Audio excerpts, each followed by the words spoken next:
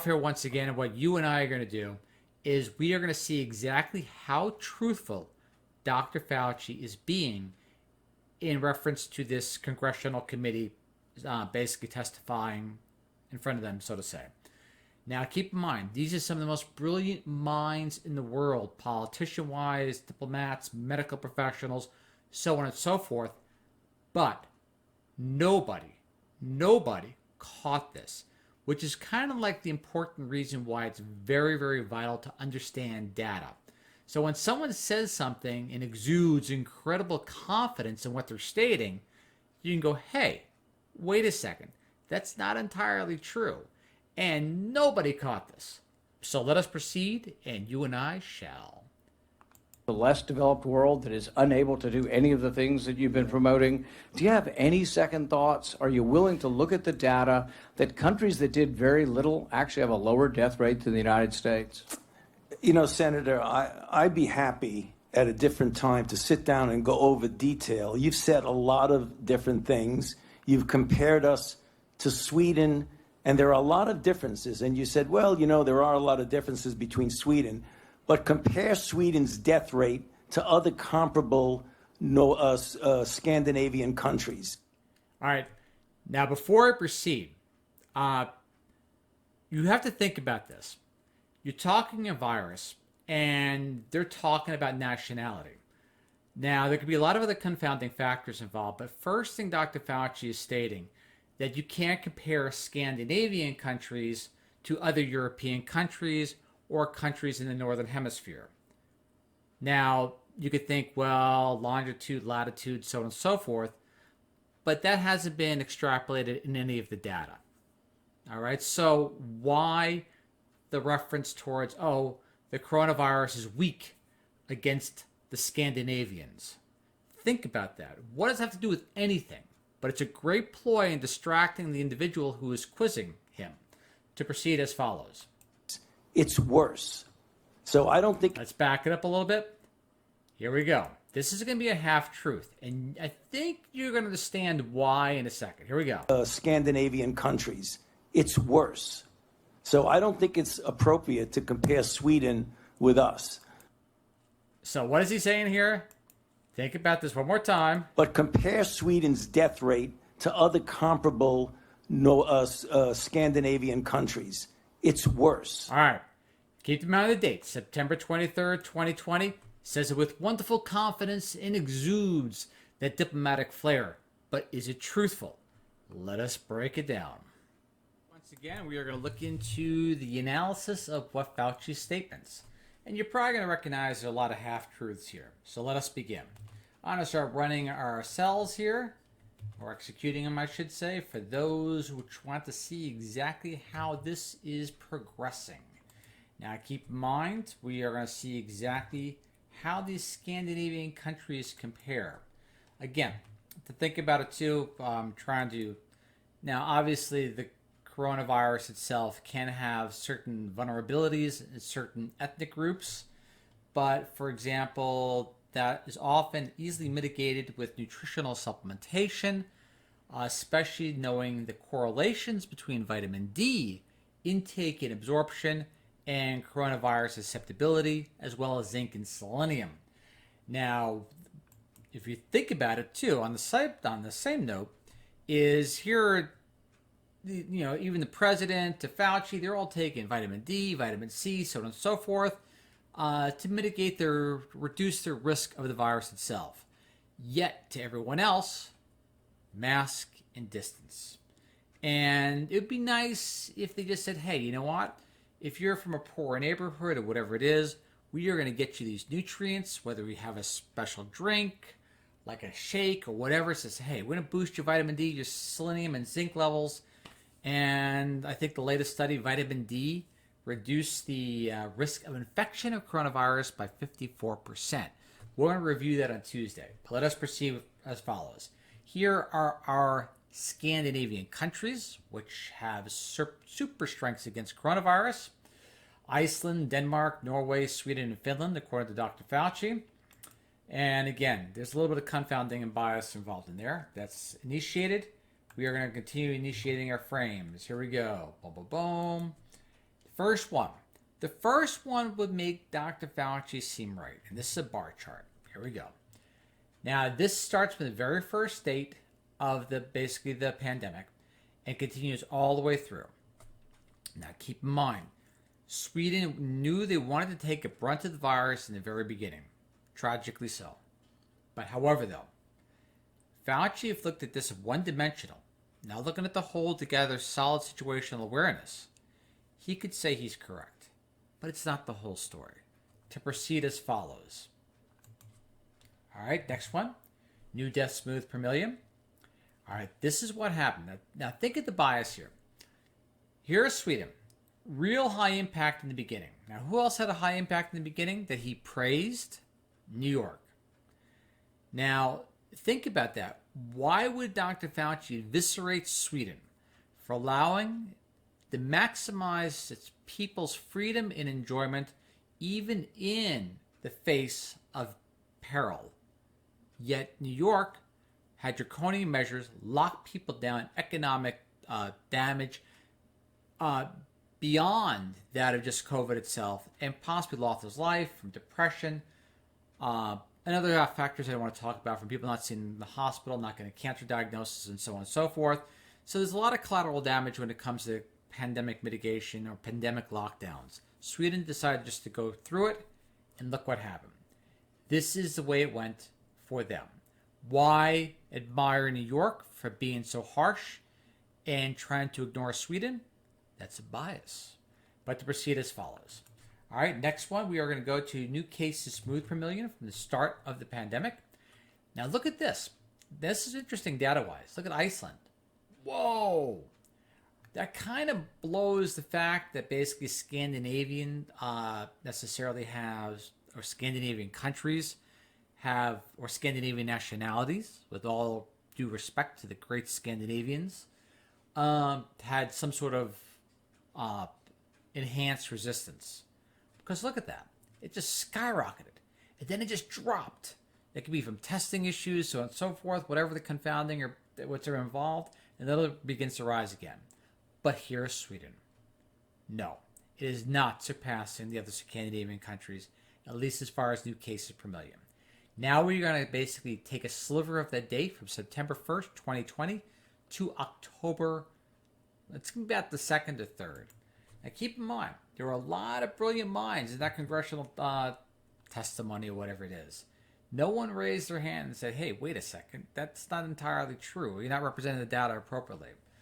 And I said before, with Einstein itself, sometimes we have access to all the answers in the world. But sometimes the genius has to be in asking the right question. I mean, you could do a search on any search engine and find about any answer to anything. But are you searching for the right thing? That's where I'm kind of alluding to. Here we are, Sweden. Right here in new cases smooth per million from a short time frame from September 1st to October 3rd. Not doing so bad, right about in the middle, and the people still get to be people. All right, and here we go, right here. And next one, we are going to new death smooth per million.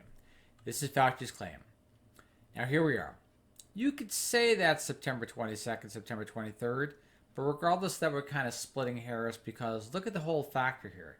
You're looking at 0.16 right there, 0.2 deaths per million, and here's your Denmark.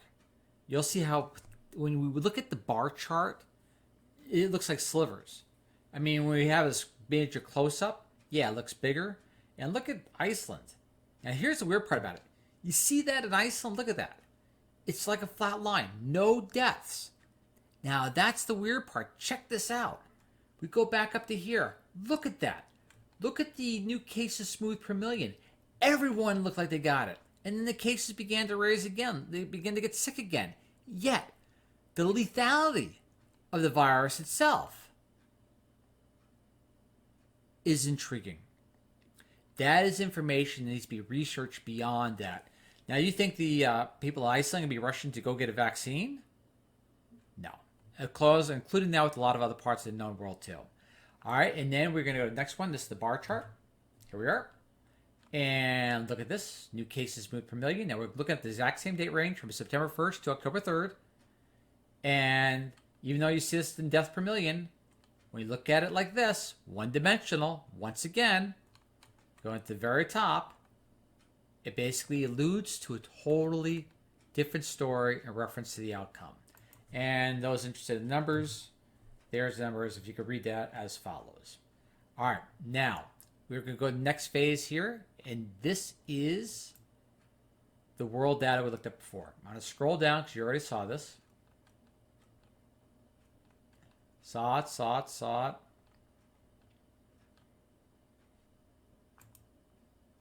Yep, just wanted to check and see if we're recording. Got quiet real fast.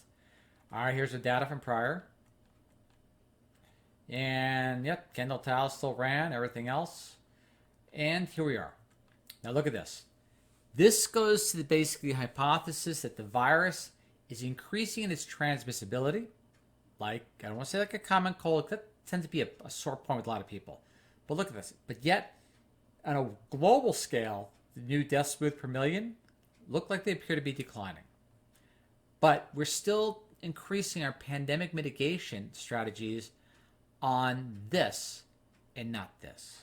So we look at the percentage as a whole, the mortality rate still continued to decline all the way into October, and it has been declining since about mid-April.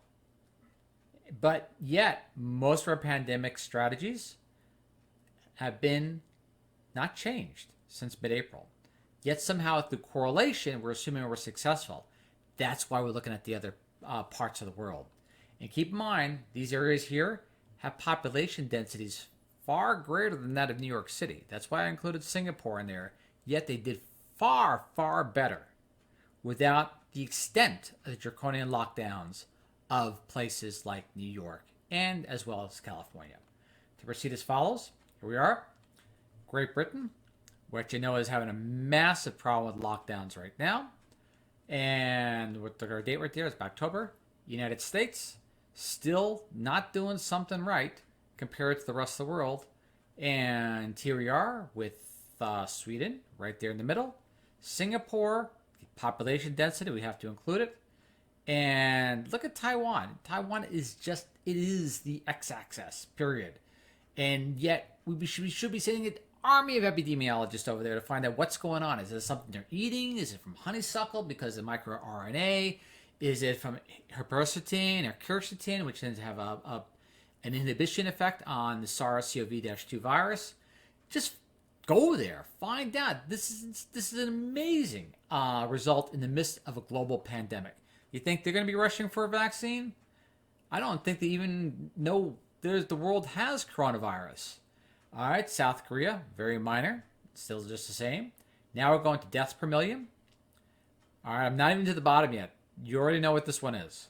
United States, Great Britain, the ones which are going the hardest on the lockdowns, correlation-wise. Again, there could be a lot of other confounding factors. Correlation-wise, it looks like the pandemic mitigation strategies are failing. It also could be the fact is it's bringing more attention to it, henceforth more people look for the diagnosis.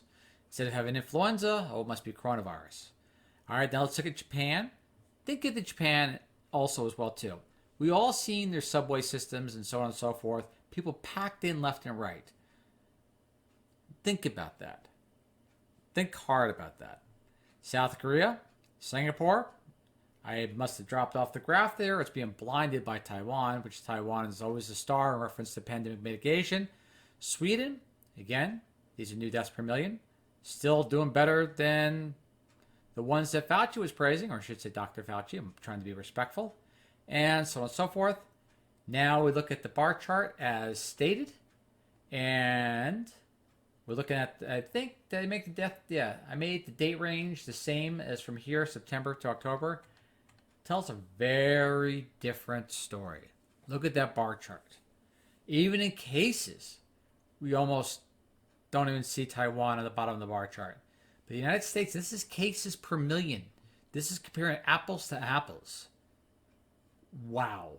Sweden did worse than that, but again, today, they're out having a good time. These people are terrorized, they don't have a job. one day to the next. Singapore, lots of cases. Lethality? No. Japan? Korea? No. No. And then this is the worst case scenario. As far as, not worst case, the worst element of the coronavirus lockdowns. Think of it this way. People are trying to figure out how they can have so many excess deaths due to the lockdowns. Now, this is a combination of tuberculosis and breakdown in the social structure and hospitalization in reference to the children. And these represent child deaths. All right, and this is the combination of the two, unfortunately. Think of it this way. What we did is we took indigenous populations, people which are impoverished, so on and so forth, made them dependent upon us for the infrastructure, food, medicine, so on and so forth, healthcare. And so what we did is we said, hey, come on, we got plenty, we'll help you, blah, blah, blah. Don't worry about it. We got food trucks arriving, so on and so forth. So it's kind of like we threw them a rope and they were at the bottom of the well. They could have climbed up on their own eventually, but we said, hey, you know what? We got extra, so let's give. So we're pulling them up, they're pulling them up. And the second someone said, oh, pandemic, near the top of the well, we let go of the rope. So they don't have a lot of their own infrastructure established, so on and so forth. So they're so dependent on us for the next meal, then all of a sudden, we just don't show up. Henceforth, the breakdown in a lot of logistics that were involved in helping these indigenous people, these impoverished individuals, just survive day to day. And then we just kind of abandoned them. Henceforth, you're going to see issues in reference to malaria, diphtheria, breakdown of the education system, social structure. It's going to take a while to get things back together. But I don't want to be a little... and it's something you have to think about when you go on the offensive as we did against coronavirus, that there is collateral damage. And sometimes in this case, and this is just tuberculosis and child deaths associated with the breakdown in social structure. That's collateral damage, and that's not right. But otherwise, just food for thought. Again, Ralph signing off once again. We'll do the vitamin D reference, unless something else comes up, on Tuesday on how to help reduce infection rates pretty significantly and other things just to get us through this thing so we all get back to life as normal, so we're not suffering from any further collateral damage, even in our own local territories. Ralph signing off once again. Hope you enjoy this. I already did the Monte Carlo simulation, so I posted the data on that already. But in any case, hope this gives you a little bit of information from the other side and what works and what doesn't work. And unfortunately, correlation-wise, it looks like the lockdowns and draconian measures somehow are making things worse. Maybe through dysbiosis, I don't know, but that is for the future to unfold. Ralph signing off. Catch you all next time. Hope you enjoy. Bye.